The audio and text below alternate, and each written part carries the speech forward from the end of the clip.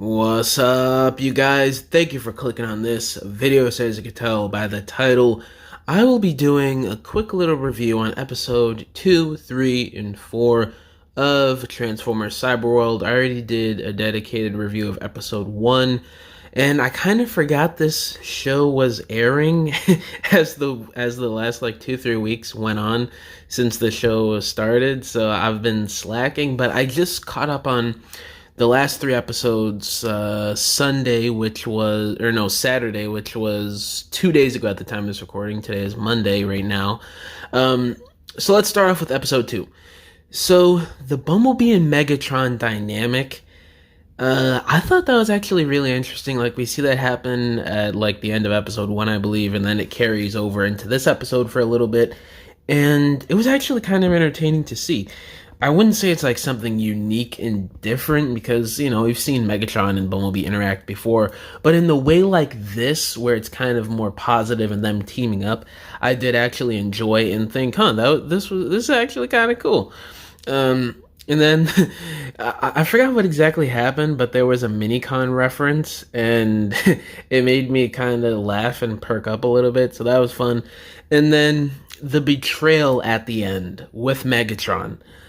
That was, I don't know, I wouldn't say it was like surprising for me, but it was it was kind of cool, like, because Megatron, he's a Decepticon, hence the word deceptive.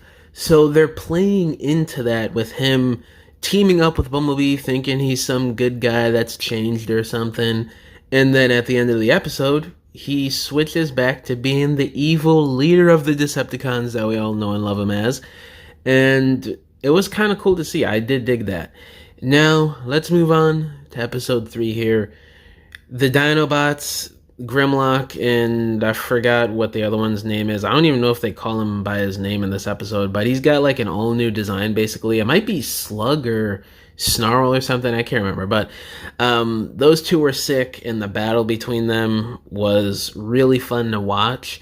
I'm not saying it's anything crazy, but if you want to watch a quick 5-10 minute thing on YouTube and you're bored and you got nothing else to watch, you caught up on all your chrisjaammm videos, you're relaxing and you want to see something else, this is pretty fun.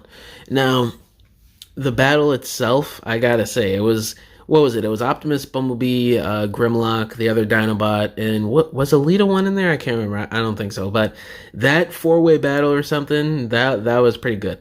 And then the weapon upgrades, like the things that the weapons come in when they're like dropped down onto the game world itself, the wrapping around it, the box, it looks like the animated Allspark from the Transformers animated cartoon. And I was surprised. I was like, wait a minute here. They're taking that same design, it seems like. Like, it looks really similar. It's almost uncanny. So, I don't know if that's direct inspiration or if that's a coincidence. I would be surprised if it is a coincidence, because in Transformers, when they take designs from other stuff and it looks similar, that's rarely often a coincidence, So, I think they're referencing the animated Allspark there, but I could be wrong. And the last thing I want to talk about here for episode 3 is the Fortnite influence that I've seen not only in this episode, but 2 and 1 a little bit. Especially since as they go on with the episodes, they like show off more stuff in terms of features that this weird Cyberworld, game world thing, whatever you want to call it, has. Like, you got the weapon upgrades, you got the game and instructions and all this different stuff going on with the planet.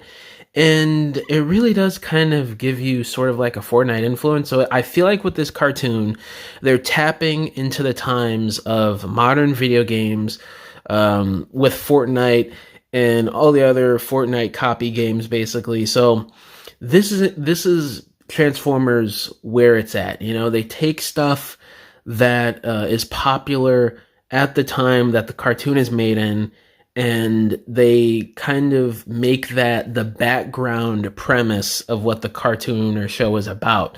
So I guess with Transformers Cyberworld 2025, 10 years from now, people are going to be making videos on YouTube talking about Transformers Cyberworld, the Fortnite influence that is uncanny, explained here. You know, stuff like that, which is kind of funny. But going on to episode 4 here. So we kind of open up with like Skybite versus Alita 1.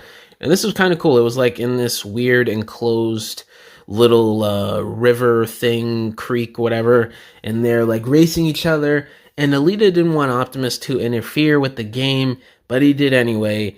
And you know, the whole interaction was good, but Skybite, the way they're portraying him right now, it's a little boring and stereotypical for what we're used to with Skybite. Like, he's a villain, but there's a bit more to his character.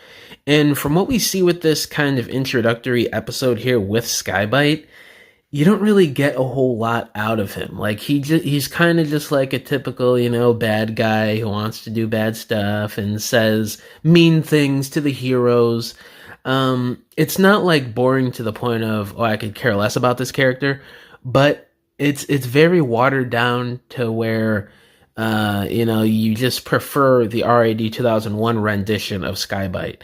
But maybe as the episodes go on, I like Skybite more. I don't know. Could be wrong. And what really intrigued me was Alita 1. She was talking about the history of the planet that they've been on and the stuff that's been going on recently and where Optimus has been, why he's been absent or whatever. And she mentions her team that was, I think she said her team that was destroyed by Skybite or something. I'm really curious to see if we're going to see more members of her team, if they're not truly missing or dead or something. Because I think Wheeljack might be there, Mirage and stuff. So I think that's where we're going to see more Autobots introduced into this cartoon. But that's just me speculating. I could be wrong. And the last part I want to talk about here with this episode is she says that she's been on this planet for cycles. Now, in this rendition of Transformers, cycles could mean hours or a couple days or something, but usually cycles mean a little while. Like, it could be a few weeks, few months, a couple years maybe. I don't know. Like, we really got to see what the time is for this Transformers cartoon when they talk about cycles, because again, it's a little bit different for each different iteration of Transformers, so we don't know just yet. But that was an interesting little plot line there that she dropped in this episode. But either way, I'm really excited to see where the Cyberworld cartoon goes, because as the episodes go on, I do like it a little bit more. But I do have to say, I'm not like too excited or drooling over the cartoon, because again, it's just for kids. It's nothing too interesting story-wise or with the characters. It's just kind of like a fun little thing to watch on YouTube for 5-10 minutes, and I'm okay with this. You know, sure, I would prefer something a bit more in-depth, like Beast Wars, animated, or Prime, but hopefully that Skybound show is coming, and this is just some sort of filler for the little kids. But let me know down in the comments below, how do y'all feel about episode 2, 3, and 4 of Cyberworld? And yeah, guys, thank you for watching this video. Catch y'all in the next one. Bye!